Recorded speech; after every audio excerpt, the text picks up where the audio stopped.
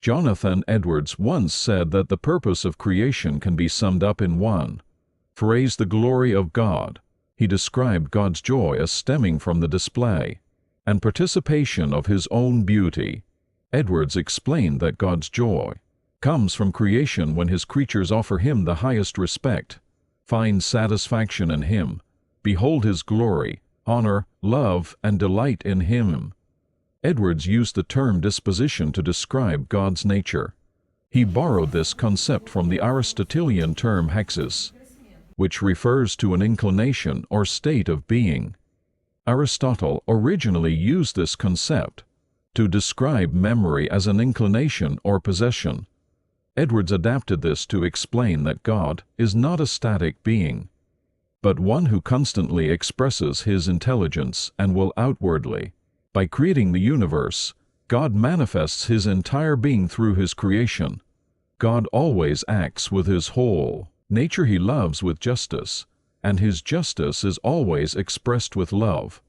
We should never separate these attributes, as God acts as a unified being. In this way, God is not only the cause of creation, but also its purpose. Edwards noted that creation is a repetition or manifestation of God's internal glory. God's infinite beauty and love are reflected in creation and through the universe. God continuously demonstrates His nature.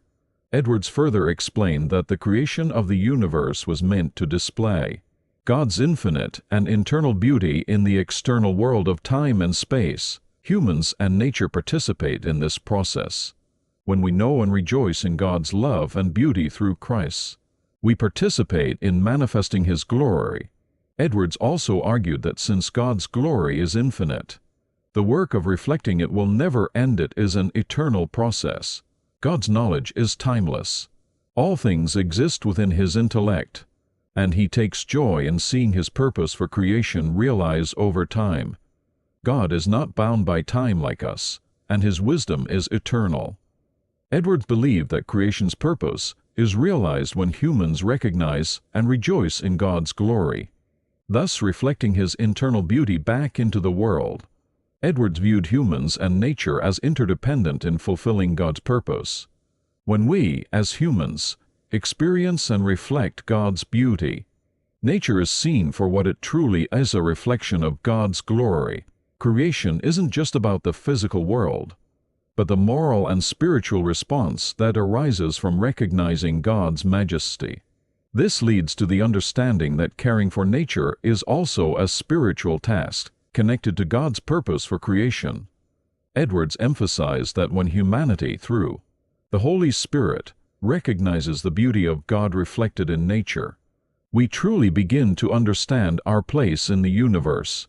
Nature, when viewed through a spiritually awakened mind, becomes an active participant in manifesting God's glory. God's moral governance is tied to this purpose of creation. He judges all human actions, both good and evil, and governs humanity with His moral will. This is referred to as God's moral rule, way by which humans contribute to the purpose of creation through their actions, intellect, and will. Humanity, as God's most valued creation, has a unique role in understanding and loving God's purpose. Therefore, the moral order God established within society is essential for fulfilling the purpose of creation. This leads us to the concept of divine providence. God is not like the deistic view, where He creates the world and leaves it to run on its own. Rather, creation and providence are intimately connected. As Bruce Ware points out, God governs all things with precise care. His providence ensures that the universe and human history are directed toward the fulfillment of His purposes and His glory. Providence, unlike revelation, does not announce itself openly. While revelation shows the visible will of God, providence represents the hidden will of God.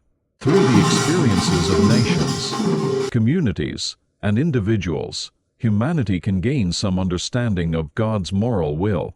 Once revealed, providence takes on a declarative nature, much like revelation. Through providence, God continuously sustains the world.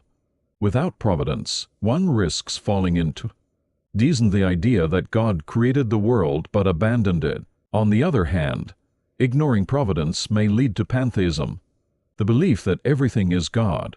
Thus, the balance between creation and providence is essential. In understanding God's ongoing role in the universe, Edwards emphasized that all things, from the natural world to human history, are part of God's eternal plan.